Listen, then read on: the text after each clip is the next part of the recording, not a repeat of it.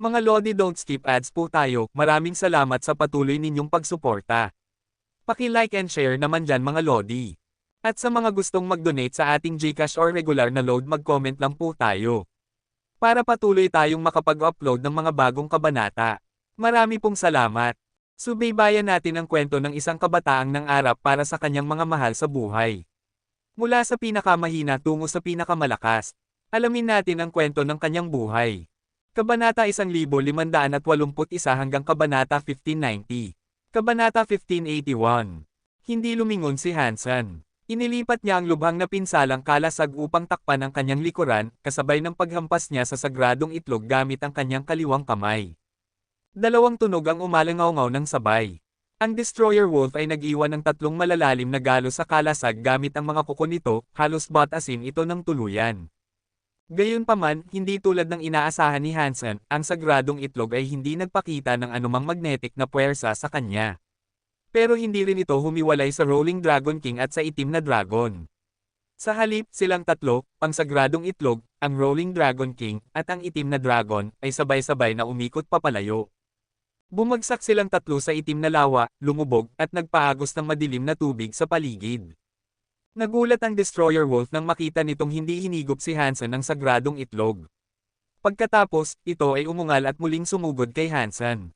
Umilag si Hansen habang pilit na iniisip kung paano niya ipagtatanggol ang sarili laban sa Destroyer Wolf, ngunit wala siyang maisip na paraan. Kailangan ko nang gamitin ang Destiny's Tower. Alam ni Hansen na kung magpapatuloy ito, mamamatay siya bago pa magtagal.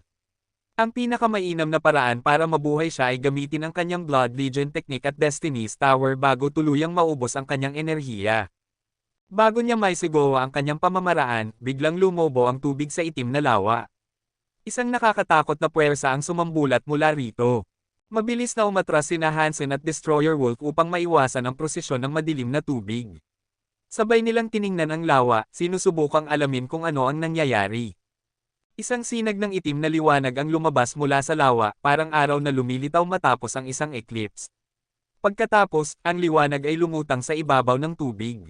Nagmula sa itim na liwanag ang nakakakilabot na puwersang ito, na agad nagbigay ng pakiramdam ng kamatayan sa buong kuweba. Habang unti-unting nawawala ang liwanag, lalong lumalakas ang presensya ng kamatayan. Nang tuluyang mawala ang liwanag, saglit na tumigil sa pagtibok ang puso ni Hansen sa nakita niya. Isang napakagandang babae ang lumabas mula sa itim na lawa. Suot niya ang isang itim na baluti at may hawak na mahabang itim na busog.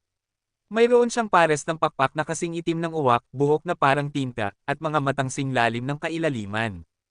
Ang kanyang buong katawan ay naglalabas ng isang mapanganib ngunit kaakit-akit na kapangyarihan, tulad ng isang anghel na bumaba sa impyerno. Napisa na ito. Ang mga mata ng Destroyer Wolf ay nagliliwanag sa pagkagahaman. Tumigil ito sa pakikipaglaban kay Hansen at dali-daling sumugod sa babae na kakapisa lamang mula sa sagradong itlog. Hindi lumapit si Hansen sa itlog. Hindi dahil natatakot siyang hindi niya kayang talunin ang Destroyer Wolf, kundi dahil ang puwersa ng kamatayan na nagmumula sa babae ay masyadong nakakatakot. Para kay Hansen, mas delikado ang babae kaysa sa Destroyer Wolf. Marahil, handa na ang Destroyer Wolf at naniniwalang makakakuha ito ng kapangyarihan mula sa babae, ngunit si Hansen ay walang ganoong pag-asa. Ang babae ay lumulutang sa ibabaw ng lawa. Bagamat bukas ang kanyang mga mata, para itong hangkag, parang wala siyang kaluluwa. Binuka ng Destroyer Wolf ang bibig nito at kinagat ang leeg ng babae gamit ang matatalim at buwang nitong pangil. Habang lumulubog ang mga pangil nito sa leeg ng babae, ang dugong damaloy ay hindi pula kundi itim, na agad nagpaliwanag ng mga mata ng Destroyer Wolf sa pananabik. Mas lalo nitong isiniksik ang pangil nito, nilalanggam ang leeg ng babae upang mas mabilis nitong masipsip ang kanyang kapangyarihan. Ang babae ay tila nakaramdam ng sakit. Bahagya siyang napakunot noo, at tila may bahagyang pag-iisip na dumaan sa kanyang madilim na mata.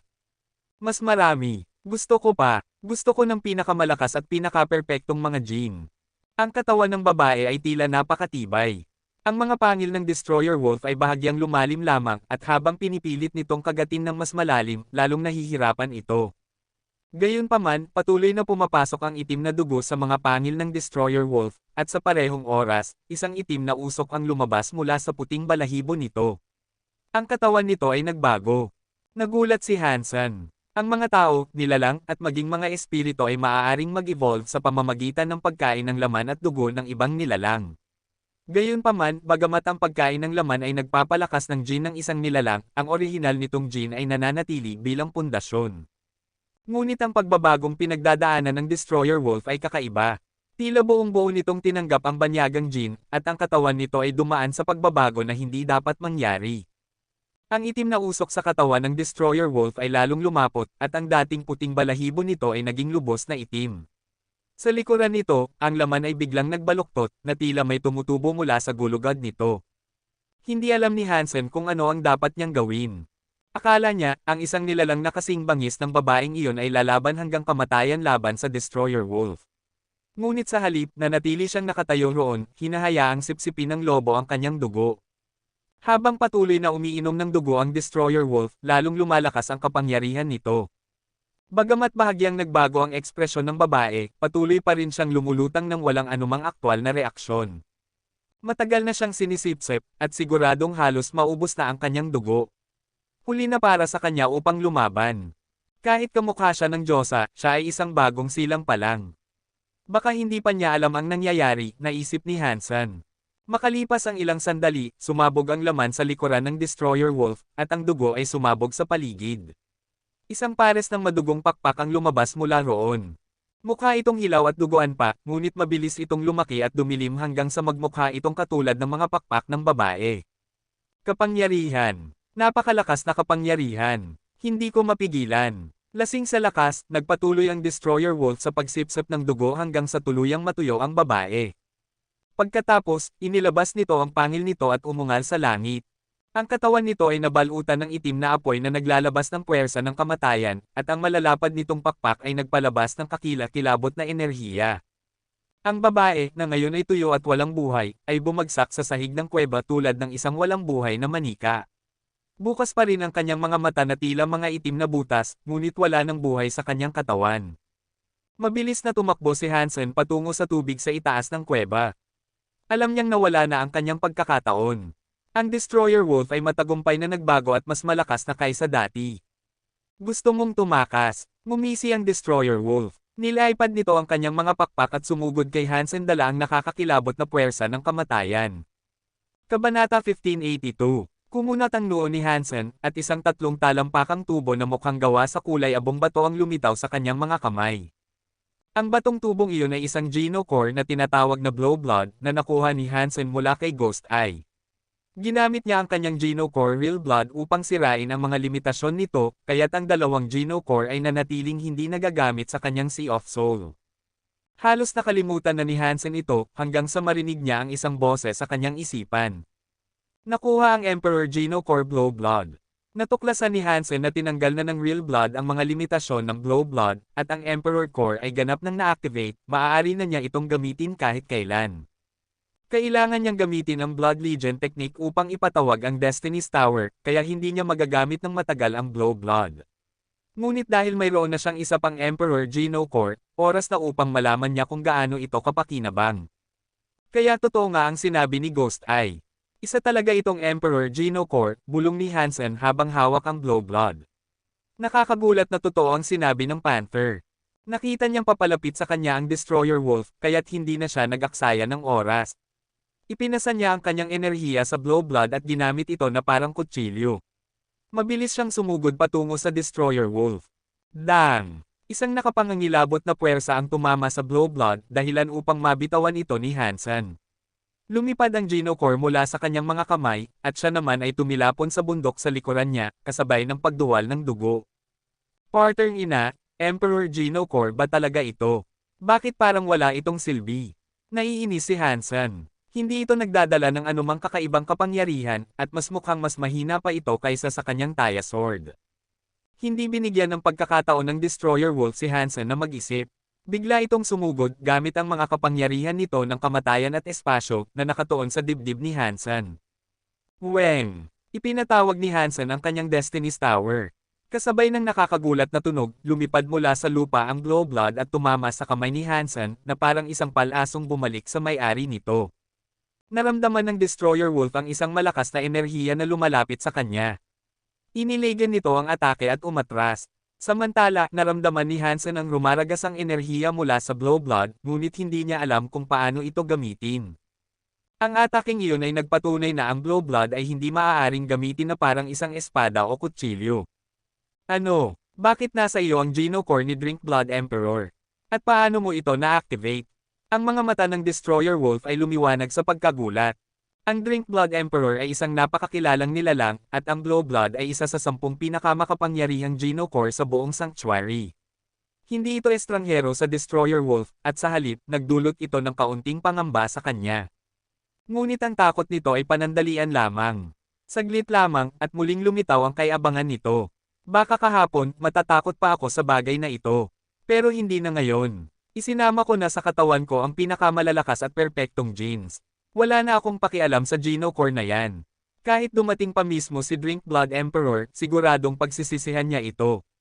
Muling sumugod ang Destroyer Wolf, puno ng galit, kamatayan, at enerhiya ng espasyo. Habang iniisip ni Hansen kung paano gamitin ang Blue Blood, bigla itong gumalaw ng kusa. Isang dulo ng batong tubo ang dumampi sa kanyang mga labi, habang ang kabilang dulo ay nakatutok sa Destroyer Wolf. Ano to? Clauta, kailangan ko lang ba itong hipan? Sinubukan niyang hipan ito. Biglang naramdaman ni Hansen na ang kanyang dugo ay bumaligtad, at ang dugo mula sa kanyang puso ay lumabas sa kanyang bibig, damaloy sa batong tubo. Isang madugong palaso ang lumipad mula sa tubo at tumama sa paa ng Destroyer Wolf. Hindi nito naiwasan ang atake. Put asterisk ng ina, kaya pala tinawag itong Blue Blood. Ginagamit ko pala ang sarili kong dugo para sa atake. Napanganga si Hansen, ngunit sabay nito ay napuno siya ng pagkamangha. Ang kapangyarihan ng Blue Blood ay nakakamangha. Isa itong tunay na Emperor Geno Core. Isang hininga ng dugo lamang, at nagawa niyang putulin ang paa ng isang napakalakas na nilalang. Ngunit nag-alala siya, hindi siya maaaring mawala ng maraming dugo dahil maaaring ikamatay niya ito. Sa galit, umungol ang Destroyer Wolf at biglang nawala sa kanyang pwesto, lumitaw sa likod ni Hansen, handang lapain siya. Ngunit isang bagay ang nakapagtataka kay Hansen, habang gumagalaw ang Destroyer Wolf, gumagalaw din ang Blue Blood. Tila alam ng Geno Core kung nasaan ang kaaway. Mabilis na hinaypan ulit ni Hansen ang tubo. Muli, tinamaan ng madugong palaso ang binti ng Destroyer Wolf, nag-iiwan ng malalim na sugat.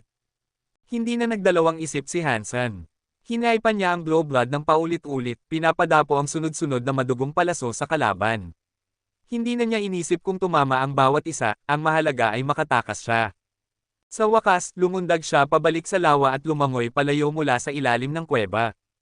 Hindi na nang-ahas ang Destroyer Wolf na harapin ng harapan ang mga madugong palaso, kaya't iniwasan nito ang mga ito at saka hinabol si Hansen. Ngunit hindi nila napansin na isa sa mga madugong palaso ay tumama sa babaeng halos tuyot na ang dugo. At sa isang mahiwagang paraan, ang dugo ay unti-unting sumipsip sa kanyang katawan. Pagkatapos, dahan-dahan niyang nabawi ang kulay ng kanyang balat. Ang dugo ay damaloy sa kanyang mga ugat, tila binubuhay siyang muli. Ang dati niyang hangkag na mga mata ay napuno ng kakaibang ningning. Ang lahat ng dugong lumagpak sa lupa ay tila hinigop papunta sa babae, at ang kanyang katawan ay unti-unting nagbabago. Ang babae, na dati puno ng kapangyarihan ng kamatayan, ay biglang naglabas ng isang kakaibang enerhiya, isang tahimik ngunit misteryosong puwersa.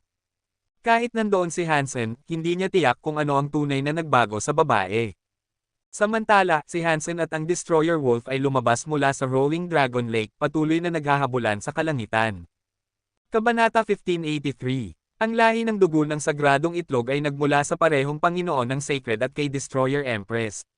Ngunit matapos nitong masipsip ang kapangyarihan ng kamatayan mula kay Rolling Dragon King at sa itim na dragon, at ipinanganak mula sa itim na lawa, nagkaroon ito ng napakaraming kapangyarihan ng kamatayan. Ang kanyang namamanang kakayahan mula kay Destroyer Empress ay ganap na na-activate, kaya't pinigilan nito ang kanyang mana mula sa Panginoon ng Sacred. Napakaraming kapangyarihan ng kamatayan ang naiipon sa kanyang katawan, na hindi maganda para sa isang bagong silang na sanggol. Kung patuloy itong sisipsip ng kapangyarihan ng kamatayan, magiging katulad ito mismo ni Destroyer Empress, at mawawala ang anumang espesyal na bagay tungkol sa kanya. Sinipsip ni Destroyer Wolf ang dugo ng bagong silang, at kasabay nito, inalis din nito ang sobrang kapangyarihan ng kamatayan sa kanyang katawan. Ibig sabihin, hindi talaga pinagsama ni Destroyer Wolf ang lahat ng genes ng sanggol, sa halip, nakuha lamang nito ang mga genes ng kakayahan niyang Man'ira. Dahil dito, Sa wakas ay naging balanse ang dugo at genes ng bagong silang, at nagsimula nang lumaki ang buong katawan niya, sa halip na ang bahagi lang na minana niya mula kay Destroyer Empress. Ngunit hindi lang niya nawala ang kapangyarihang naipon sa loob niya. Nawala rin ang kanyang dugo, kaya siya tuluyang nawala ng malay. Nang bumagsak ang dugo ni Hansen sa kanyang katawan at lumubog dito, mabilis siyang nakabawi. Habang sinisipsip ng bagong silang ang dugo ni Hansen, nakakuha ito ng ilan sa kanyang genes, at bahagyang nagbago rin ang sarili niyang genes dahil sa dugo na nasipsip niya. Ang dugo ni Hansen ay parang isang geno solution na pinagsanib ang dalawang magkaibang lahi ng dugo ng bagong silang at lumikha ng isang kakaibang bagong kapangyarihan na wala sa alinman sa mga orihinal na lahi. Hindi inaasahan ni Hansen na magiging ganito kapaki-pakinabang ang kanyang dugo. Sa oras na iyon, wala siyang pakialam at patuloy na ibinubuga ang kanyang dugo. Kahit na hindi nito natatamaan si Destroyer Wolf, ang napakalakas na enerhiya nito ay sapat upang sirain ang isang buong bundok. Matapos magbuga ng 4 o 5 madugong palaso, nagkaluri-luri na ang mga bundok sa paligid. Si Ghost ay naglalakad kasama ang dalawang super creatures, naghahanap ng anumang pagkakataon. Habang naglalakad sila, nakita nilang sumasabog ang mga bundok sa malapit, pagkatapos ay lumipad sa kanilang harapan sina Hansen at Destroyer Wolf. Inatake ni Hansen si Destroyer Wolf gamit ang Blow Blood. Kumislap ang pulang liwanag ng dugo, at umiwas si Destroyer Wolf. Hindi ganoon kaswert ang bundok sa likuran nito. Ang bakas ng dugong liwanag ay winasak ang bundok, at ang kapangyarihan nito ay nakakamangha. Iyan ba ang Blow Blood? Imposible. Napanganga si Ghost Eye at para bang nakalunok ng langaw. Matagal niyang hawak ang Blow Blood, kaya kilalang kilala niya ito. Alam niya agad na ang hawak ni Hansen ay ang tunay na Blow Blood. Pilit niyang pinaniwala ang sarili na maaaring ibang Geno Core lang ito. Ngunit makalipas ang ilang sandali, nakita niya mismo ang kapangyarihan ng Blow Blood ayon sa mga alamat. Hindi na niya kayang lokohin ang sarili. Jigo. Talagang Blow Blood ito. At siya ang tunay na may-ari nito. Paano niya ito na-activate? Asterisk halos pumutok ang ugat sa ulo ni Ghost ay habang nakatingin kay Hansen na nakikipaglaban sa himpapawid. Munting Panginoon, mukhang siya ang Destroyer Wolf. Ano ang nangyari sa kanya? Tanong ng isang super creature habang nakatitig kay Destroyer Wolf. Iyan ba talaga si Destroyer Wolf? Ang sabi sa mga chismis, isa itong higanting lobo na kulay puti, sagot ni Ghost ay habang sinusuri ang lobo sa kalangitan. Hindi ko sigurado kung siya nga ito. Nag-alinlangan ang super creature. Ibang-iba na ang anyo ng Destroyer Wolf kaysa dati, at malaki ang ipinagbago ng katangian ng kanyang kapangyarihan. Kahit ang mga nakakita na sa kanya noon ay hindi makasigurado kung ito pa rin siya. Biglang sumigaw si Hansen, nandito ang Destroyer Wolf. Kinain niya ang Sacred Egg. Mahina lamang ang boses ni Hansen, ngunit dahil sa kanyang kapangyarihan, kumalat ito sa malayo. Ang mga nilalang na naakit na ng malalakas na enerhiya, tulad ni Goddess, ay nagalit nang marinig ito. Mabilis silang lumipad papunta kay Destroyer Wolf. Karapat-dapat kang mamatay, Destroyer Wolf. Nanlilisik sa galit si Goddess. Nakita rin niya ang kapangyarihang destruction na nagmumula kay Destroyer Wolf, kaya hindi na siya nag-alinlangan. Sumugod siya kasama ang kanyang mga kasama. Nakuha ko na ang pinaka-perpekto at pinaka-makapangyarihang mga genes. Ako ang magiging hari ng mundo sa hinaharap. Kung lalabanan ninyo ako, kayo ang mamamatay. Nagliliyab sa kay-abangan si Destroyer Wolf at hinamon ang 5 malalakas na kalaban sabay-sabay. Sa halip na lumaban, mabilis na umatras si Hansen mula sa labanan. Lumapag siya sa isang bundok sa di kalayuan at nagmasid. Nang marinig ng ibang makapangyarihang nilalang ang balita, nagmamadali silang pumunta sa lugar ng labanan upang panoorin ang paglalaban ni Destroyer Wolf at ng grupo ni Goddess. Lahat ng 4 na super creatures sa tabi ni Goddess ay kilalang nilalang sa Sacred Shelter, ngunit kahit sabay-sabay silang lumaban, napilitan silang umurong ng paulit-ulit. Mukhang hindi nila kaya ang Destroyer Wolf. Si Shumi naman ay nanatili sa tabi ng Rolling Dragon Lake at hindi umalis.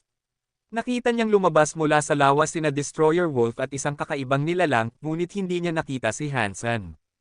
Habang nag-aalalang pumapasok sa lawa si Shumi para hanapin si Hansen, biglang lumitaw si Bauer at tumalon sa pampang. Bauer, nasaan ang guro ko? Tanong ni Shumi. May inaasikaso pa si tatay sa ilalim. Sabi niya, huwag kang mag-alala sa kanya, at huwag kang pumasok sa tubig, sagot ni Bauer habang kumikislap ang mga mata. Nakahinga ng maluwag si Shumi at bumalik sa panunood ng laban. Sino mang tutulong sa akin na patayin si Destroyer Wolf ay makakatanggap ng malaking gantimpala mula sa Sacred Shelter. Sigaw ni Goddess. Nagsimulang dumagsa ang maraming malalakas na nilalang upang lumaban kay Destroyer Wolf. Sa isang iglap nagkaroon ng nakakatakot na pagsabog ng mga enerhiya sa paligid. Ngunit kahit marami ang sumugod, nananatiling napakalakas ni Destroyer Wolf. Isa-isa, pinapatay niya ang mga lumalaban sa kanya. Lakas loob kayong labanan ako. Papatayin ko kayong lahat ngayon. Sigaw ni Destroyer Wolf, at isang kakilakilabot na alon ng kamatayan ng bomb-alot sa buong himpapawid. Kabanata 1584. Magiging malaking problema ang Destroyer Wolf kung hindi ko ito mapapatay, napakunot noo si Hansen habang pinapanood ang paggalagala ng Destroyer Wolf saan man ito gusto. Nakita na ng Destroyer Wolf na naging isang Super King Spirit si Hansen, at tiyak na kaaway na ito ngayon. Gusto niyang patayin ito, pero ang kapangyarihan ng Destroyer Wolf sa kamatayan at espasyo ay mahirap labanan. Madali itong nakakalipat sa pagitan ng mga bitik sa espasyo, kaya mahirap itong patayin. May hindi bababa sa 30 super na nilalang ang nakapalibot dito ngayon, pero wala ni isa sa kanila ang makagawa ng anuman laban dito. Sa halip, marami sa kanila ang malubhang na sugatan. Marami ring super na nilalang ang nanunood ng labanan, at ang ilan sa kanila ay napakalakas. Nakita ni Hansen na si Gu Qingcheng ay nanunood rin mula sa malayo. Hindi siya sigurado kung kaya niyang patayin ang Destroyer Wolf, kaya nanatili na lang siyang nagmamasid. Pinanood ni Hansen ang laban habang nag-iisip. Napakaraming malalakas na nilalang dito, baka magamit ko na ang Coin Geno Core ko. Bagamat mababa ang antas ng Coin Geno Core, maaaring maging kapaki-pakinabang ang kapangyarihan nito. Karaniwan itong hindi masyadong nagagamit, pero sa ganitong sitwasyon, napapaligiran ng maraming makapangyarihang nilalang, ibang usapan na ito. Ang mga super na nilalang dito ay parang mga bilyonaryo. Kung makaka-absorb ang Geno Core ng kaunting kapangyarihan mula sa bawat isa sa kanila, magiging hindi kapani-paniwala ang lakas nito. Ang problema lang ngayon ay paano ko tatamaan ang katawan ng Destroyer Wolf gamit ang coin. Tinitigan ni Hansen ang Destroyer Wolf, na patuloy na naglalaho at lumilitaw sa iba't ibang lokasyon, hinahanap ang tamang pagkakataon upang tamaan ito gamit ang Geno Core. Mabilis gumalaw ang Destroyer Wolf, at pumapatak ang Sacred Blood kung saan-saan. Napakalakas nito, parang hindi mapipigilan. Dinala ni Shumi si Baoer kay Gu Qingcheng. Tiningnan ni Gu Qingcheng si Baoer at nagtanong, nasaan si Hansen? May mahalagang bagay na kailangang gawin siguro, kaya hindi pa siya nakakabalik, sagot ni Shumi habang nakatingin sa labanan sa langit. Ate Gu, sa tingin mo ba matatalo nila ang Destroyer Wolf? Mahihirapan sila, sagot ni Gu Qingcheng. Biglang lumakas ang Destroyer Wolf, at walang makakapigil sa lakas ng pag-atake nito. Pero hindi lang iyon ang problema, ang kakayahan nitong lumakbay sa pagitan ng mga bitik ng espasyo ay napakahirap talunin. Kung hindi aalis ang grupo ni Sacred, marami ang mamamatay dito ngayon. Umiling si Shumi, baka hindi kayanin ng Destroyer Wolf. Bagamat napakalakas nito, hindi pa rin ito maikukumpara sa mga emperador ng ika-4 na sanktuaryo ng Diyos. Kung magwawala ito ngayon, hindi na ito makakapanatili sa sanktuaryong ito. Habang nagsasalita si Shumi, biglang niluray ng Destroyer Wolf ang isang espiritu mula sa outer sky. Hindi ito nagpapakita ng anumang senyales ng paghinto. Mukhang kailangang patayin nito ang lahat ng nasa paligid upang mapunan ang uhaw nito sa dugo. Tuluyan na itong nabaliw, ngumiti si Shumi. Nakakuha ito ng kapangyarihang hindi inaasahan, kaya normal lang na maging mapagmataas at pabigla-bigla ito, sagot ni Gu Qingcheng. Baka kasindakas na ito ng ilan sa pinakamalalakas na emperador ngayon. Diyosa, umalis na tayo. Napakalakas ng Destroyer Wolf, wala tayong magagawa laban dito. Sigaw ng isang super na nilalang na sumusunod kay Goddess. Isa pang espiritu ang pilit na hinihikayat si Yumiao na umatras. Ang ilan sa mga espiritu at mutant na nilalang na nanunood ng laban ay nagsimula ng tumakbo palayo. Gusto ninyong umalis, hindi ganoon kadali. Papatayin ko kayong lahat ngayon, at walang makakaligtas. Sigaw ng Destroyer Wolf. Agad nitong hinablot ang isang super na nilalang na mukhang elepante, binali ang leeg nito, at kinain. Pagkatapos, umatungal ito sa langit. Bigla, isang gintong liwanag ang bumiyak sa langit at lumipad patungo sa Destroyer Wolf. Sa mismong sandaling nasa rurok ng kapangyarihan ang Destroyer Wolf, ang gintong liwanag ay tumama sa leeg nito at dumikit. Lahat ng nilalang ay nakatitig sa Destroyer Wolf at kitang-kita nilang may nakadikit na gintong barya sa leeg nito. Kasama ang Destroyer Wolf, napatingin silang lahat kung saan nanggaling ang gintong barya. Nakatayo roon si Hansen sa kanyang Super King Spirit Mode. Lahat ng super na nilalang ay nagulat, wala ni isa ang nakakaalam kung sino siya. Muling lumitaw ang sneer sa mukha ng Destroyer Wolf, at nagliyab ang mga mata nito sa galit. Ikaw na naman. Mabuti. Ikaw ang uunahin kong patayin. Biglang sumiklab ang nakamamatay na kapangyarihan ng Destroyer Wolf habang mabilis itong lumipad patungo kay Hansen. Ngunit hindi nagsalita si Hansen. Sa halip, pinindot niya ang kanyang mga daliri. Biglang nagningning ang gintong barya sa leeg ng Destroyer Wolf, at sandaling tumigil ang katawan nito. Sa parehong oras, nagimbal ang ibang super na nilalang nang mapansin nilang may bahaging kapangyarihan nila ang kusang lumalabas sa kanilang katawan at dumadaloy papunta sa gintong baryang nakadikit sa leeg ng Destroyer Wolf. Sinubukan nilang pigilan ang pagkawala ng kanilang kapangyarihan, ngunit wala silang magawa. Ang bahagi ng kanilang enerhiya ay parang hindi na kanila dahil wala na silang kontrol dito. Maging si Gu Qingcheng ay namutla. Kahit siya ay hindi makapigil sa pagkawala ng bahagi ng kanyang kapangyarihan. Ang lahat ng nilalang sa paligid ay natigilan, nakatitig kay Hansen sa pagkagulat. Samantala, ang Destroyer Wolf, na dating nangingibabaw sa labanan, ay unti-unting napayuko sa lupa, na parang dinudurog ito ng isang bundok.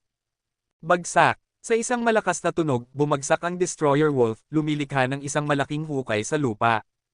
Kabanata 1585. Boom! Kasabay ng galit na Eitengal, bumagsak ang ulo ng Destroyer Wolf sa lupa. Kahit anong lakas ng kanyang sigaw, hindi ito makagalaw. Lahat ng super elites ay natigilan. Nanginginig sila sa takot. Alam nila kung gaano kalakas ang Destroyer Wolf, ngunit isang maliit na baryang iyon ang nagpatamba sa ulo nito sa lupa at nagpigil sa pag-angat nito.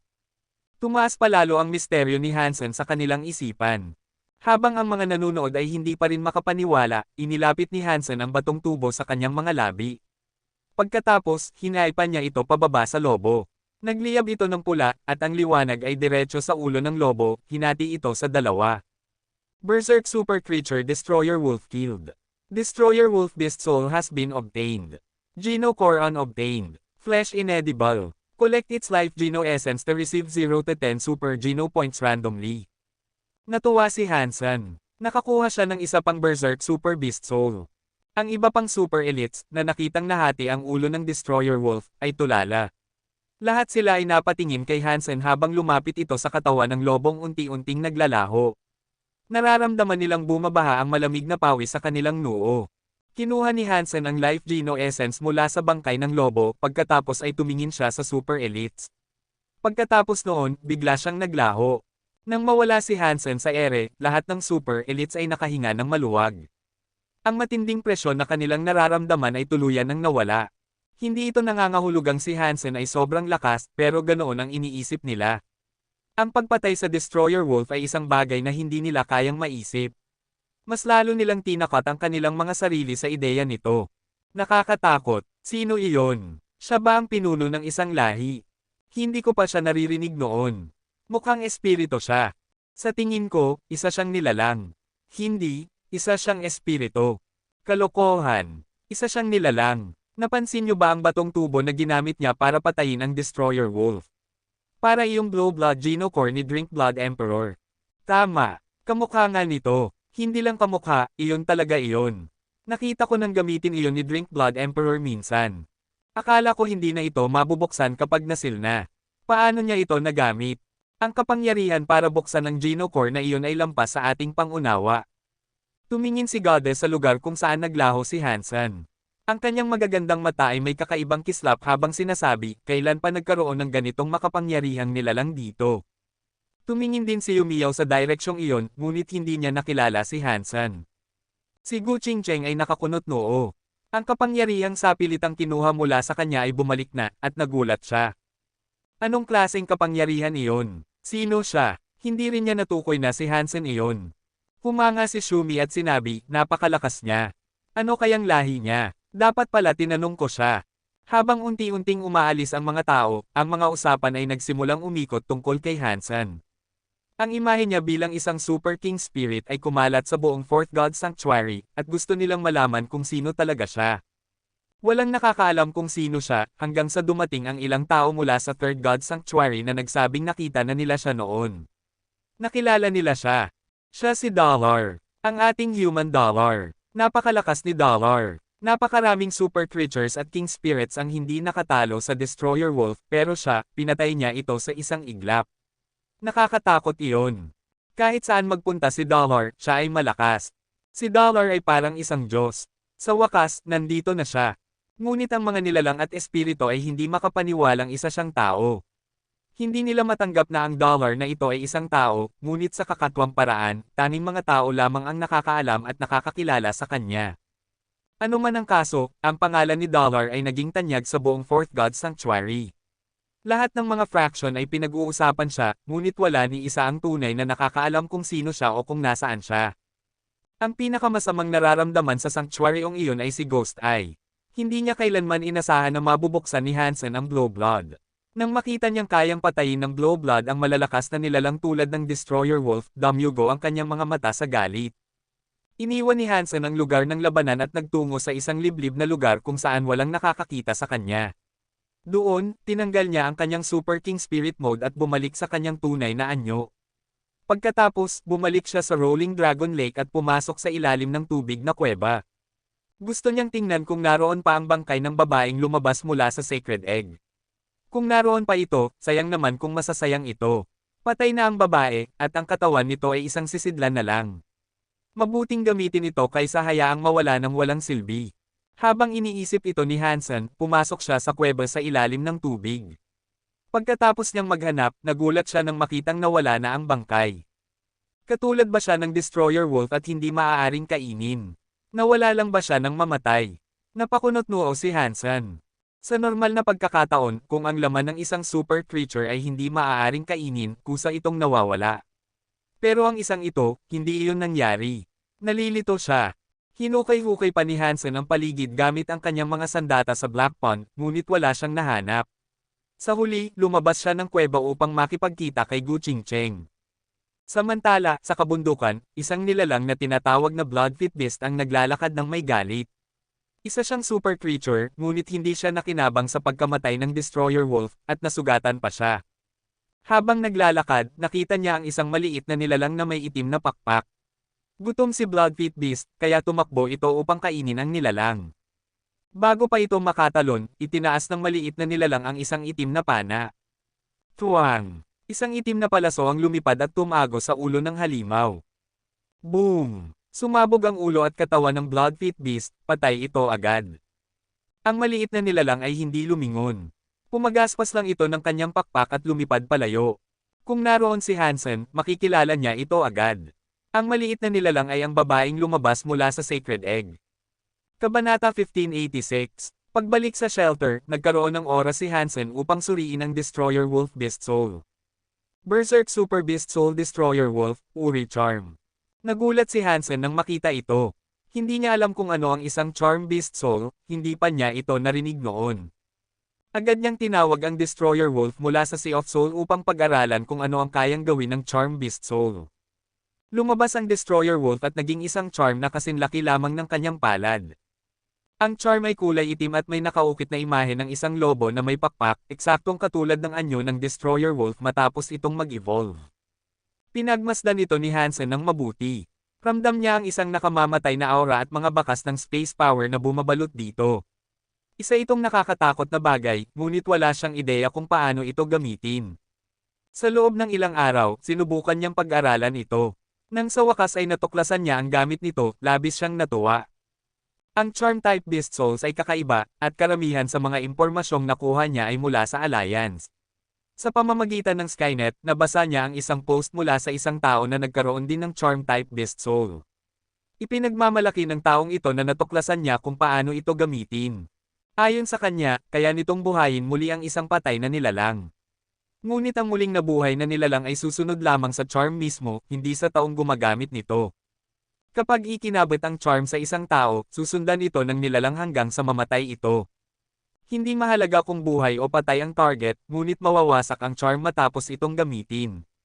Ibig sabihin, isang beses lang itong magagamit. Gayunpaman, isa itong napakalakas na kakayahan. Ang Destroyer Wolf ay isang napakamakapangyarihang nilalang. Kahit pa protektado ng isang super creature ang kanyang target, madali pa rin niya itong mapapatay gamit ang charm. Ang tanging downside nito ay hindi ito maaaring gamitin ng higit sa isang beses. Kaya hindi niya ito gagamitin maliban na lang kung nasa isang tunay na sitwasyon ng buhay at kamatayan. Ang taong gumawa ng post ay malamang na sinubukan muna ang kanyang Charm Beast Soul upang malaman ang gamit nito dahil wala pang ibang impormasyon tungkol dito sa Alliance. Marami ang hindi naniwala sa kanya, iniisip na baka isa lang itong kasinungalingan. Dahil wala siyang ibang magawa, pumunta si Hansen sa Geno Core Storage. Marami siyang natanggap na imbitasyon sa labanan, ngunit isang pangalan ang patuloy na lumilitaw, Ghost Eye. Ang kapal ng mukha ng batang ito na hamanin ako ulit. Gusto na ba niyang mamatay? Bulong ni Hansen. Tinanggap niya ang hamon, iniisip kung ano ang balak ng peste ngayon. Pagpasok niya sa battleground, agad na sumigaw si Ghost Eye. Binabati kita sa pagbubukas ng Blue Blood Geno Core. Ngayon, alam mo nang hindi ako nagsisinungaling, di ba? Anong binabati mo? Ipinagbili ko iyon dahil hindi ko rin ito mabuksan. Wala kang dapat ipagdiwang, malamig na sagot ni Hansen. Nagulat si Ghost Eye. Nagbibiro ka ba? Ikaw si Dollar, hindi ba? Kung ako si Dollar, hindi na kita kakausapin. Pinatay na lang kita agad. Tumanggaw si Hansen ng may inis. Ano ba ang gusto mong sabihin? Kung wala, umalis ka na. Tinitigan siya ni Ghost Eye, hindi tiyak kung nagsasabi siya ng totoo. Ngunit hindi siya naglakas loob na magpatuloy sa pagtatanong. Kaya sinabi niya, Boss, tungkol sa isang bagay. Gusto kong bilhin ang unang pwesto mo sa rangkang. Sabihin mo ang presyo, at susubukan kong abutin ito. Okay, isang Super Geno Core. Boss, Silver Geno Core lang ang meron ako. Paano ako makakakuha ng isang Super Geno Core? Binigay ko na sa iyo ang Emperor Geno Core ko dati, hindi ba? Iyon lang ang mayroon ako. Napangiwi si Ghost Eye. Sa loob-loob niya, iniisip niya, napakasama mo talaga. Isang Super Geno Core para sa unang ranggo sa Silver Geno Core Leaderboard. Akala mo ba madaling makuha iyon? Sino ang makakasigurong Emperor Geno Core nga ang ibinigay mo sa akin? Ipinagbili ko iyon bilang basura. Naiinis ako na hindi mo sinabi sa akin kung gaano iyon kahalaga. Dapat sinabi mo agad. Bulong ni Hansen na may bahid ng pananakot. Gusto sanang magalit ni Ghost Eye, pero pinigilan niya ang kanyang sarili. Boss, sinabi ko na iyon dati. Ikaw lang ang hindi naniwala. Sige, kalimutan na natin iyon. Ngayon, gusto mo bang bilhin ito pansamantala o panghabang buhay? Tanong ni Hansen. Anong ibig mong sabihin? Kung bibili ka ng isang beses, susundin natin ang dating kasunduan. Uupa ka lang pansamantala, pagkatapos, isasauli mo ito sa akin. Kung bibilhin mo ito ng tuluyan, magiging iyon na ito ng permanente at hindi mo na kailangang ibalik sa akin. Magkano ang bawat isa? Tanong ni Ghost Eye. Kung bibilhin mo ng isang beses, isang Gemstone Geno Core ang kapalit. Kung gusto mong bilhin ito ng tuluyan, 10 beses ang presyo. Iniisip ni Ghost Eye, syempre, isang beses ko lang ito bibilhin. Hindi naman niya ako mahahanap kung hindi ko ito ibalik, haha. Boss, bibilhin ko ng isang beses, sagot niya ng magalang. Ayos, pero kung ganoon, kailangan nating gumawa ng kasunduan. Ngumiti si Hansen. Anong kasunduan? Kung hindi mo ibabalik sa akin ang unang ranggo pagkatapos mong gamitin ito, kailangan mong palitan ito ng 10 Super Geno Cores. Isusulat natin ito sa isang kontrata. Sige, bibigyan kita ng tiwala sa pangalawang pagkakataon, sabi ni Ghost Eye, ngunit sa isip niya, walang kwenta ang kontrata. Hindi niya ako mahahanap sa Hell Shelter. Kaya isinulat niya ang kasunduan at nilagdaan ito gamit ang kanyang paw print. Boss, ito na. Inabot ni Ghost Eye ang kontrata kay Hansen, kasabay ng isang Sacred Blood Geno Core. Tiningnan ni Hansen ang kontrata, itinupi ito, at sinabing, ayos, ikaw na ngayon ang nasa unang pwesto. Nag-concede si Hansen at umalis sa Geno Battleground. Ngunit pagkatapos, agad niyang hinamon si Ghost Eye muli. Nakita ni Ghost Eye ang hamon ngunit hindi niya ito pinansin. Sok, napaka-inosente. Sino ba namang tanga ang magbabalik nito? Ibebenta ko ito bago may mangyari pa. Alam ni Hansen na hindi magiging tapat si Ghost Eye, pero hindi siya nababahala. Ang tunay niyang plano ay ang makakuha ng higit pang kapalit mula sa kasunduan. Iniwan niya ang Geno Core Storage, at in-upgrade ang kanyang Crystal Core sa Gold. Pagkatapos, bumalik siya dala ang kanyang Bulwark Umbrella, handa nang magpatuloy sa kanyang mga plano. Kabanata 1587. May balak na si Ghost Eye, at pagkatapos may sigawa ang kasunduan, agad niyang kinontak ang mamimili. Ngunit sa sandaling ginawa niya ito, nawala ang kanyang unang pwesto sa ranggo. Ghost Eye? Niloloko mo na naman ba ako? Malamig na tanong ng espiritong nais makipagkalakalan sa kanya. Hindi. Ako. Anong nangyari? Labis ang pagkadismaya ni Ghost Eye. Mabilis siyang kumilos, kaya paano nagawa ng iba na maagaw agad ang kanyang pwesto? May kinalaman ba ito sa taong iyon? Napatingin si Ghost Eye sa leaderboard at nakita niyang ang unang pwesto ay nasa pangalan ng Bulwark Umbrella. Napaisip siya ng husto, at biglang may malamig na pakiramdam na gumapang sa kanyang katawan. Kung ang dalawang Geno Core na iyon ay pagmamay-ari ni Hansen, hindi maisip ni Ghost Eye kung gaano ito kalakas. Siguradong napakarami nitong Geno Core na kayang umabot sa unang pwesto. Ngunit hindi siya makapaniwala na nagawa iyon ng isang tao lamang. Inisip niya na baka bahagi ito ng isang malakas na grupo. Walang sino man ang mag-aakalang isang individual lang ang nagmamay-ari ng ganoon karaming Geno Core. Ginamit ni Hansen ang Bulwark Umbrella upang makuha ang unang pwesto at agad niyang inangkin ang siyam na reinforcement. Ginamit niya ang Gold Core Lights upang itulak ito sa gintong antas ng Geno Core. Maya-maya, napansin ni Ghost Eye na bumalik siya sa unang pwesto. Napangiti siya at natuwa. Haha, mukhang nagkamali lang ng tiyempo ang may-ari ng payong. Siguro pagkatapos niyang palakasin ito ng siyam na beses, agad niyang tinaas sa gintong antas. Mukhang nandito pa rin ang swerte ko. Muling kinontak ni Ghost Eye ang espiritong mamimili upang ibenta ang kanyang rango. Ngunit habang pinag-uusapan nila ang oras at lugar ng transaksyon, biglang nagliwanag ang leaderboard. Nagbago na naman ang rango. Labis na nainis si Ghost Eye. Para siyang sumakay sa isang roller coaster ng emosyon. Sa sunod-sunod na pagbabago, pakiramdam niya ay saysubog na ang kanyang puso. Ghost Eye? Ano ang ibig sabihin nito? Galit na tanong ng espiritu. Nakatingin ito kay Ghost Eye na puno ng galit ang mga mata. Nanlumo si Ghost Eye. Binuksan niya ang kanyang bibig pero wala siyang masabi. Ang coin ay nasa unang pwesto na ngayon sa imbakan ng Geno Core. Naging malaking usap-usapan ito sa Fourth God Sanctuary. Marami ang nagsimulang maghinala na ito ay pagmamay-ari ng Almighty Dollar, ang nilalang na nakapatay sa Destroyer Wolf.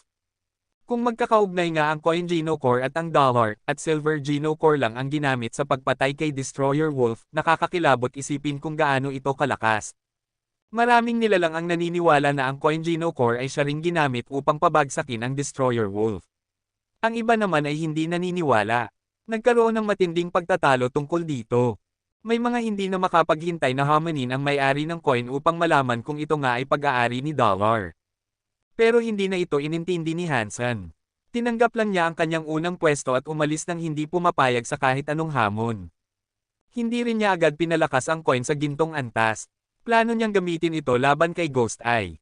Ngayon, ang Crystal Core, Real Blood, at Bulwark Umbrella ay nasa gintong antas na. Malapit na siyang umabot sa bottleneck dahil magiging mahirap nang itaas ang mga ito sa super class. Inabsorb ni Hansen ang Life Geno Essence mula kay Destroyer Wolf at nakakuha siya ng 8 Super Geno Points. Umabot na sa 34 ang kanyang kabuoang Super Geno Points. Lalong lumakas ang katawan ni Hansen. Ang kailangan niyang gawin ngayon ay punuin ang kanyang Super Geno Points upang maging mas makapangyarihan. May kakayahan siyang pumatay ng mga super creatures, ngunit bihira ang mga super creatures na nag-iisa lamang. Karamihan sa kanila ay kabilang sa malalakas na super shelters, kaya mahirap humanap ng tamang target. Habang iniisip ni Hansen kung saan siya makakahanap ng super creature, bumalik si Lady Chef sa shelter na may dalang nakakagulat na balita. Ang Outer Sky Shelter ay sinalakay ng isang napakalakas na nilalang. Maraming super creatures at spirits ang napatay, kaya napahina ang depensa nila. Sino ang gumawa noon? Ang ganda ng tunog niyan, nakangiting sagot ni Hansen. Plano na rin niyang sakupin ang Outer Sky kapag mas lumakas siya. Walang nakakaalam kung saan siya nagmula dahil walang nakakakita sa kanya noon. Isang nilalang siyang may dalang pana. Nakaitim na baluti at may itim na pakpak. Mukhang galing siya sa Sacred, pero hindi. Gayunpaman, kasimbagsik siya ng pinuno ng Sacred. Kahit ang pinuno ng Outer Sky ay hindi siya kayang labanan, paliwanag ni Lady Chef. Nagulat si Hansen. Naalala niya ang babaeng nasa loob ng Sacred Egg. Pero noong nakita niya ito dati, hindi naman ito ganun kalakas. Natuyuan pa ito ng dugo ni Destroyer Wolf. Paano ito lumakas ng ganoon kabilis? Mabilis siyang nagtanong, yung nilalang na sinasabi mo, mga 1.8 metro ba ang taas? Ang kanyang mga pakpak ba ay parang sa uwak? Ang baluti ba niya ay ganito? Iginuhit ni Hansen ang baluti mula sa kanyang alaala. Nang makita ito ni Lady Chef, nagulat siya. Nakita mo siya. Nagulo ang isip ni Hansen. Walang duda, siya ang babae mula sa Sacred Egg. Pero paano siya nabuhay at naging malakas? Hindi niya alam na isang bahagi ng kanyang lakas ay naging dahilan ng kanyang pagbabalik. Ganoon siya kalakas? Tanong ni Gu Qingcheng na narinig ang kanilang usapan. Oo, ganoon siya kalakas. Kung hindi makakabuhay muli ang mga espiritu sa outer sky, dapat ay wala ng tao roon ngayon. Ang estilo niya sa pagpatay ay isang pana, isang patay. Kahit mga super creatures at king spirits ay namamatay sa isang palo lang. Tanging ang pinuno ng outer sky at ilang piling mandirigma nila ang nakaligtas. Siguradong nagulantang ang buong Fourth God Sanctuary dahil dito. Walang nakakakilala sa kanya, kaya tinatawag lang siyang Reaper o Diyosa ng Kamatayan. Kapag nagalit siya, pinapatay niya ang kahit sino nang walang sinasabi, sagot ni Lady Chef na may halong paghanga. Diyosa ng Kamatayan, bulong ni Hansen, habang paulit-ulit na kinakatok ang kanyang ulo sa pag-iisip. Sigurado siyang siya ang babae mula sa Sacred Egg, pero hindi ito bumalik sa Sacred o kay Destroyer Empress. May hinahanap siya, pero ano? Kabanata 1588. Nakatayo si Hansen sa harap ng punong tanggapan ng kumpanyang Impression Culture nang makita siya ng gwardiya. Suot niya ang malalaking salamin at sombrero, may bitbit na si Little Flower sa kanyang mga bisig, at si Bauer naman ay nakaupo sa kanyang balikat. May appointment kami sa inyong punong editor. Narito ang aming appointment slip, sabi ni Hansen habang iniaabot ito sa gwardiya. Sinuri ng gwardiya ang slip at biglang napatingin kay Hansen ng may paghanga. Maingat niyang ibinalik ang slip gamit ang parehong kamay at sinabi, ikaw si Xi Jinping. Ikaw ang may akda ng overbearing President Love Luove. Gustong-gusto ko ang comics mo. Maaari ba akong humingi ng pirma? Pasensya na, pero ako lang ang kanyang manager. Abala si Xi Jinping kaya hindi siya makakadalo, sagot ni Hansen. Si Xi Jinping ay naging isang demigod ilang taon na ang nakalipas, ngunit simula noon, walang nakakaalam kung ano na ang nangyari sa kanya. Hindi alam ni Hansen kung buhay pa ito o kung saan napunta pagkatapos ng kanyang pag-akyat. Gayunpaman, si Hansen pa rin ang humawak ng lahat ng bagay na may kaugnayan sa kanyang mga comics. Bagamat wala ng bagong kabanatang inilathala sa mga nakaraang taon, nananatili pa ring sikat ang overbearing President Love Luove. Sa katunayan, naiimprenta na ito sa pisikal na anyo, at isang kumpanya ng pelikula ang lumapit sa Impression Culture upang gumawa ng anime at live-action adaptation nito. Dumating si Hansen upang talakayin ang usapin ng karapatang-ari. Brother Ching, napakabuti ko sayo. Kahit napatay ka na, nananatili ang iyong gawa. Magpapatuloy ang iyong pamana, kahit wala ka na, naisip ni Hansen. Hindi interesado si Hansen sa mga ganitong bagay, ngunit dahil ito ay isang personal na bagay para kay Xi Jinping, hindi niya nais itong mapunta sa maling kamay. Nadismaya ang gwardiya ngunit patuloy na sinabi, maaari na kayong pumasok. Naghihintay ang punong editor sa loob ng boardroom. May AI na maghahatid sa inyo. Sumunod si Hansen sa AI papunta sa silid ng pagpupulong habang tinutulungan niyang mapasaya si Little Flower. Abala si Jianran nitong mga nakaraang araw, kaya dahil may libreng oras si Hansen, naisip niyang isama si Little Flower. Nabahala sila noon na baka may maging epekto ang pananatili ni Little Flower sa main control room ng mga crystallizer, ngunit tila wala namang nangyaring kakaiba. Lumaki siyang tulad ng isang normal na bata. Sa edad na 1 taon, marunong na siyang maglakad at magsalita. Ngunit kahit ganon, isang tahimik na bata si Little Flower. Kung walang kakausap sa kanya, buong araw siyang mananahimik. Sa loob ng boardroom, nakakunot ang noo ni Zuolan habang nakatingin sa screen. Bago pa dumating si Hansen sa Impression Culture, pinapanood na niya ito. Nadismaya siya nang makita niyang hindi si Xi Jinping mismo ang dumating. Lalo pa siyang nainas nang makita niyang may dala itong 2 bata sa isang usapang pangnegosyo tungkol sa karapatang-ari. Hindi takot si Zuolan na makipagpulong sa mga sikat na may akda at bituin, ngunit iniiwasan niyang makipag-usap sa mga manager, lalo na sa isang mukhang hindi propesyonal. Nagdadala pa ng 2 bata. Sa isip niya, siguradong magiging mahirap ang negosasyon. Ngunit hindi niya maaaring baliwalain ang overbearing President Love Luove. Sa loob ng maraming taon, nananatili ito sa top 5 nanograms pinakasikat na comics. Ipinapakita lang nito kung gaano ito kapopular. Kahit ang iba pang mga comics na patuloy na ina-update ay hindi kasing sikat nito. Maraming investors ang interesado dito, kaya nais nilang gawing anime at live-action adaptation ang kwento. Chief Editor Zuo, bakit hindi dumating si Xi Jinping? Tanong ng isang lalaking nasa katanghaliang gulang na katabi niya. Bagamat isa siyang may akda sa Impression Culture, freelance siya. May sarili siyang paraan ng paggawa ng mga bagay. Kung hinayaan niyang dumalo ang kanyang manager, nangangahulugan ito na nasa kanya na ang buong kontrol, maingat na sagot ni Zuolan. Hanggang ngayon, wala pang nakakaalam kung sino talaga si Xi Jinping. Maging si Zuolan ay curious din. Gusto rin ni Zuolan ang overbearing President Love Luove. Sa kabila ng kanyang profesionalismo, tulad ng ibang dalaga, nangangarap din siya ng isang lalaking tulad ng nasa kwento. Ngunit hindi siya katulad ng ibang dalaga, alam niyang hindi totoo ang ganitong klaseng lalaki sa totoong buhay. Matalino siya. Sinabi mo ba sa kanya na ang Dongtae Film ang gustong makipag-usap tungkol sa karapatang ari? Narito mismo ang aming presidente. Hindi ba ito kawalang galang? Singit ng isang babaeng mukhang sekretarya na nakatayo sa likod ng matandang lalaki. Marahil ay abala siya kaya hindi siya nakarating, sagot ni Zuolan. Ano pa ba ang mas mahalaga kaysa rito? Ang Dongtae Film ay may malalaking investors. Sagot ng babae, halatang naiinis. Ngumiti lamang si Zuolan at hindi na nagsalita. Naiinis siya sa pagiging arrogant ng babae, ngunit negosyo ay negosyo. Napakalaki ng halaga ng karapatang ari at kung magtatagumpay ang kasunduan, makakatanggap ng 20% ang impression culture, isang malaking halaga. Kaya kahit ayaw niya sa ugali ng babae, kinailangan niyang magtiis. Hindi pa ako nagsasalita, pero ikaw, isang sekretarya lang, ang daldal mo na. Malinaw naman na isa kang babaeng gumamit ng katawan para sumikat kahit papaano, inis na naisip ni Zuolan habang tinitingnan ang babae ng may paghamak. Habang nag-uusap sila, dumating na si Hansen sa meeting room. Pinatay ni Zuolan ang screen at pinapasok si Hansen at ang mga bata. Ito na ang problema. Isang hindi profesional na manager at isang malanding babae, paano magiging maayos ang usapang ito? Naisip ni Zuolan. Kamusta? Ikaw ba si Zuo, ang punong editor? Ako ang manager ni Xi Jinping. Tawagin mo akong san mo, sabi ni Hansen habang inabot ang kanyang kamay kay Zuolan.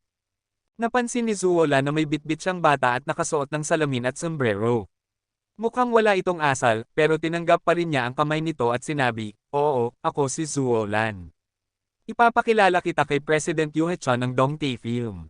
Nais niyang bilhin ang karapatan sa overbearing President Love Luove. Kamusta, President Yu? Ako si Sanmo," sabay abot ng kamay ni Hansen kay Yu Hechon. Nakatayo lamang si Yu Hechon sa kanyang upuan, hindi man lang tumayo. Inalog niya ang abo ng kanyang sigarilyo at malamig na sinabi, "Bakit wala rito si Xi Jinping? Sigurado ka bang kaya mong hawakan ng ganitong kalaking negosasyon?" Ngumiti lang si Hansen at sinabing, si Xi Jinping ay nasa sanctuary at hindi pa nakakabalik. Ako ang may buong kontrol sa overbearing President Love Luove. Kaya huwag kang mag-alala.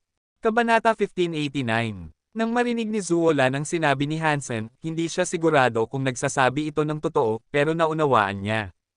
Napairap na lang ang sekretarya at sinabing, napakalaking usapan nito sa negosyo, at pupunta siya sa sanctuary. At ano naman ang ugali mo?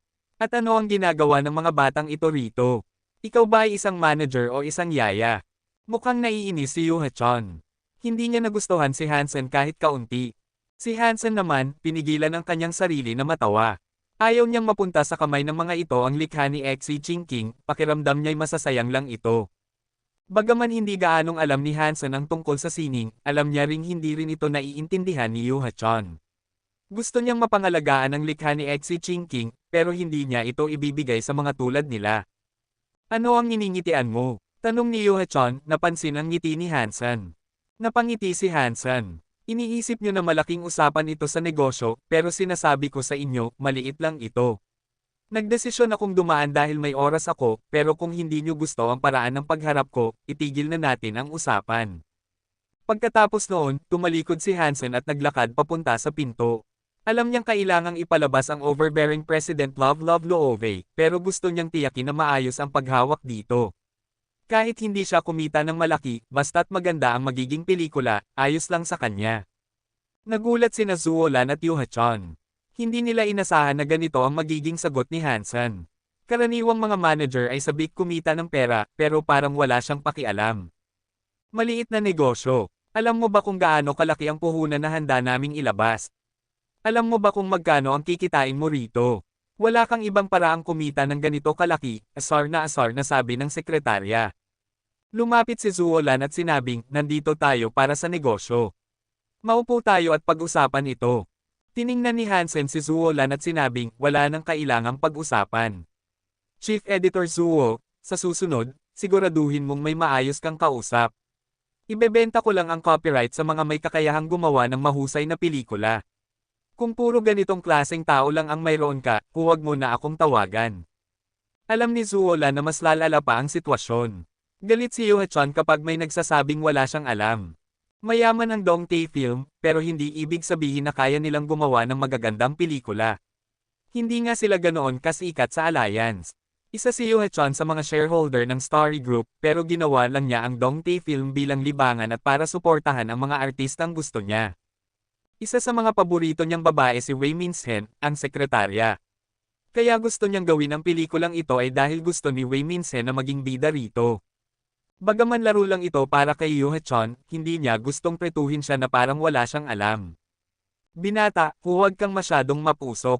Kung patuloy kang ganyan, baka mawala ang mga oportunidad na nasa harapan mo, malamig na sabi ni Yoo-hae-chon habang tinatapik ang abo ng sigarilyo sa ashtray. Chief Editor, kung wala nang iba pang kailangang pag-usapan, aalis na ako. Dumalo lang si Hansen sa pagpupulong para sa copyright pero gusto rin niyang isama si Little Flower sa pamamasyal.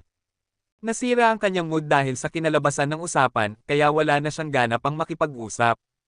Gusto sanang magsalita ni Zuolan, pero bago pa man siya makapagbuka ng bibig, malamig na sinabi ni Yoo-hae-chon, sa tingin mo ba, kung aalis ka ngayon, hindi na maibebenta ang overbearing President Love Loove.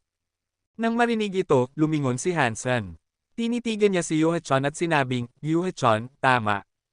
Ang laki ng sinasabi mo, pero hindi ko pa narinig ang pangalan mo. Hindi mo kilala ang mga shareholder ng Starry Group. Paano ka naging manager kung ganoon? Malamig na sagot ni Wei Min-sen.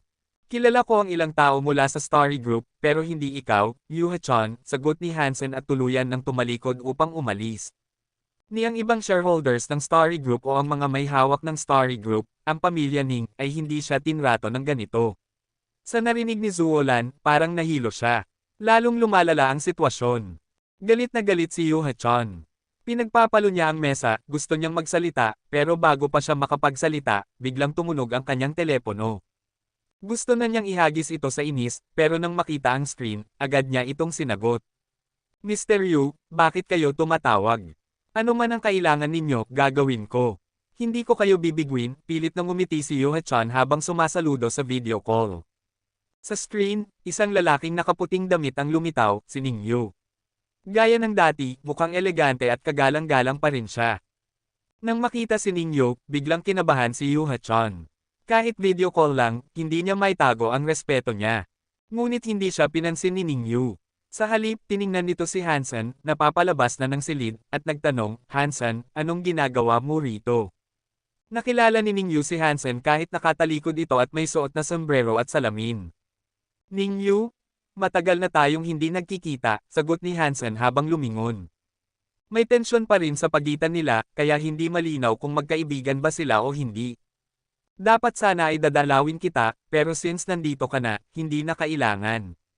Ang aking pangalawang tiyo ay nais kang imbitahan sa hapunan. May oras ka ba? Tanong ni Ning Yu. Pagkasabi ni Ning Yu nito, nanlambot ang mga tuhod ni Yoo-hae-chon. Napuno ng malamig na pawis ang kanyang likuran. Alam ng mga tao na ang pamilya Ning ay may isang matandang demigod, ngunit iilan lang ang nakakaalam nito. Ngunit ang tunay na kinatatakutan ng lahat ay ang pangalawang tiyo. Siya ang tunay na nagpapatakbo ng Starry Group. Ang pangalawang tiyo ng pamilya Ning ay bihirang makisalo kahit sa mga pangulo. Ngunit ngayon, gusto niyang imbitahan sa hapunan si Hansen, isang bagay na ni isang demigod ay hindi pa natanggap noon. Sa pagkarinig nito, nagsimulang manginig si Yoo-hae-chon. Pakiramdam niya ay iihi na siya sa sobrang takot. Kabanata 1590. Hindi alam ni Zuolan kung sino si pangalawang tiyo, pero narinig niya sina Hansen at Ning Yu. At sa ekspresyon ng mukha ni Yoo-hae-chon, may ilang bagay na biglang nabuo sa kanyang isipan. Hansen, hindi, sandali. Ang unang super aristokrate ng alliance. Siya ba si Xi Jinping? Tiningnan ni Zuolan si Hansen nang may pagkalito, puno ng iba't ibang iniisip ang kanyang utak. Kung talagang siya si Hansen, sa kanyang totoong pagkatao, hindi siya ang tipo na hahayaang ibang tao ang mamahala sa kanyang likha. Malamang na siya ang may gawa ng overbearing President Love Loove. At ayaw niyang malaman ito ng iba. Kaya marahil nagpapanggap siya bilang isang manager. Nang mapagtanto niyang maaaring si Exi Chinking at Hansen ay iisang tao, pakiramdam ni Zuolan ay saysabog ang kanyang dibdib. Isang makapangyarihang tao na may ganoong klaseng pagkamalikhain, nakakamangha. Kung nalaman lang ni Hansen ang iniisip ni Zuolan sa sandaling iyon, siguradong pagpapawisan siya ng malamig. Wala siyang talento sa sining, at hindi rin naman siya interesado sa mga comics ni Exi Chinking. Pangalawang tiyo. Sino ang pangalawang tiyo? Napalundag ang puso ni Hansen. May ideya siya kung sino ito, pero hindi siya makapaniwala. Pangalawang kapatid Ning. Sinabi ni pangalawang tiyo na banggitin ko ang pangalang ito at malalaman mo, kalmadong sabi ni Ningyu. Narinig ito ni Yohechan at agad nang hina ang kanyang katawan. Ang kanyang mukha ay namutla sa malamig na pawis. Ang huling taong bumanggit ng pangalang iyon sa harap ni Hansen ay isang demigod. Hindi nagtagal, siya ay naging pataba sa hardin. Kailan? Gustong kumpirmahin ni Hansen kung ang pangalawang tiyo ng pamilya Ning ay katulad ni Gu Qingcheng na hindi pa nakagawa ng hiling sa mailap na Diyos. Hindi niya alam kung bakit gusto siyang makita ng lalaki pero marami rin siyang gustong itanong. Kaya, napagdesisyonan niyang tanggapin ang imbitasyon nito. Kung may oras ka, ay papasundo kita kay Director Yu, sabi ni Ning Yu. Sige, tumango si Hansen. Director Yu, Director Yu. Kailangan tawagin ni Ningyu ng ilang beses bago natauhan si Yohechan. Ah, oo. Ano po ang kailangan ninyo? Mabilis na sagot ni Yohechan. Dalhin mo ang ating bisita kay pangalawang tiyo. Ayokong maulit ang pagkaabala niya, malamig na sabi ni Ningyu. Oo, huwag kang mag-alala. Ihahatid ko siya ng ligtas kay pangalawang tiyo. Sisiguraduhin kong magiging maayos siya. Habang nagsasalita si Yohechan, baka sa mukha niya ang sakit at takot. Hansen, hindi. Demigod Hansen. Kasalanan ko ito. Pakiusap, patawarin mo ako. Kahit ayaw niyang magpakumbaba, napilitan siyang gawin ito. Ang ideya ng pagiging nasa gitna ni Hansen at pangalawang tiyo ay nagpatanggal ng lahat ng kanyang galit at pinalitan ito ng matinding takot. Nang makita ni Wei Minsen ang sinapit ni Yohechan, nagulat siya. Ano pang tinitingnan mo? Humingi ka ng tawad kay Demigod Hansen. Galit na sigaw ni Yohechan. Dahil sa kagustuhan ni Wei Minsen na gawin ang adaptasyon, nauwi sila sa ganitong sitwasyon. Sa sobrang galit, sinampal niya ito sa mukha. Natuwa si Zuolan sa pangyayaring iyon. Napuno na siya sa ugali ng mga ito, pero tiniis niya para sa kabutihan ng impression culture. Hindi nakapagtataka kung bakit siya isang super aristokrata. Kahit ang pamilya Ning ng Starry Group ay may malaking paggalang sa kanya. At ang kakayahan pa niyang gumuhit ng kamangha-manghang comics. Siya ang perpektong lalaki. Sayang lang at may asawa na siya. Bakit ba laging taken ang magagaling na lalaki? Iniisip ni Zuolan. Hindi na pinansin ni Hansen si Yohechan. Isa siyang tao ng pamilya Ning, kaya bahala na sila sa kanya. Hindi pa alam ni Hansen kung kaibigan o kaaway ang pamilya Ning, kaya hindi siya dapat magkamali ng hakbang. Ipinahatid ni Yohechan si Hansen sa planeta kung saan nakatira si pangalawang tiyo. Ni hindi na siya bumaba ng barko. Sinabi lang niya kay Hansen na hindi mahilig si pangalawang tiyo sa mga bisita, kaya umalis na siya agad pagkatapos ihatid ito. Sa spaceport, naghihintay si Ningyu kay Hansen. Gumamit siya ng lumang barko upang dalhin si Hansen sa loob ng planeta. Ang planeta ay mukhang isang sinaunang kagubatan. Maraming nilalang ang naroroon, at hindi pa ito nagagalaw ng modernisasyon. Pagdating nila, naglakad si Ningyu ng mauna. Walang daanan, puro puno at damo lang ang paligid. Hindi mahilig si pangalawang tiyo sa teknolohiya. Ayaw niyang magkaroon ng kahit anong modernong bagay malapit sa kanya. Wala rin siyang pakialam sa negosyo ng pamilya. Nakatago na siya sa loob ng mga dekada. Kaya nagulat ako na gusto kanyang makita, sabi ni Ningyu, na parang matagal ng kaibigan si Hansen. Para bang hindi siya nasaktan ni Hansen noon. Baka may kinalaman ito sa matandang lalaki, naisip ni Hansen. Labis niyang hinahangaan si Ningyu. Kahit kalaban niya ito, hindi niya maiwasang humanga rito. Habang naglalakad, sinabi ni Ningyu kay Hansen na may dalawang tao sa pamilya Ning na hindi niya dapat galitin, si pangalawang tiyo at si Ningyu mismo. Patuloy silang naglakad sa isang malawak na damuhan na puno ng bulaklak. Sa isang burol, may ilang simpleng bahay na gawa sa kahoy. Ang kanilang mga dingding ay yari sa mga sanga, hindi ito masyadong maganda, pero may hatid itong pakiramdam ng payapang pamumuhay. Pangalawang tiyo, narito na si Hansen, sabi ni Ningyu sa labas ng isa sa mga bahay. Bumukas ang pintong kahoy, at lumabas ang isang lalaking nasa gitnang edad. Kamukha niya si Ningyu, mukha siyang mahinahon, pero nang itaas niya ang kanyang manggas, makikita ang hawak niyang asarol. Nakatsinelas lang siya. Isang kakaibang kombinasyon. Pasok ka. Walang ibang tao rito, huwag kang mahiya. Napakagalang ng tono ni pangalawang tiyo kay Hansen, kaya pakiramdam niya ay parang peke ang taong kaharap niya. Sa naging reaksyon ni Yohachon, akalain mong isa siyang demonyo na mahilig pumatay ng tao. Bakit mo ako ipinatawag? Tanong ni Hansen na bahagyang yumuko bilang paggalang. Si pangalawang tiyo ay mula sa parehong panahon ni Han Jinji. Kung magkaibigan sila, wala namang masama kung tawagin niya itong pangalawang tiyo. Tinitigan ni pangalawang tiyo si Hansen at nagtanong, hindi mo pa ba nakita si Han Jinji? Isang simpleng tanong, pero napalundag ang puso ni Hansen. Nagbago ang kanyang ekspresyon. Buhay pa ba siya? Tanong ni Hansen, habang nakatingin kay pangalawang tiyo.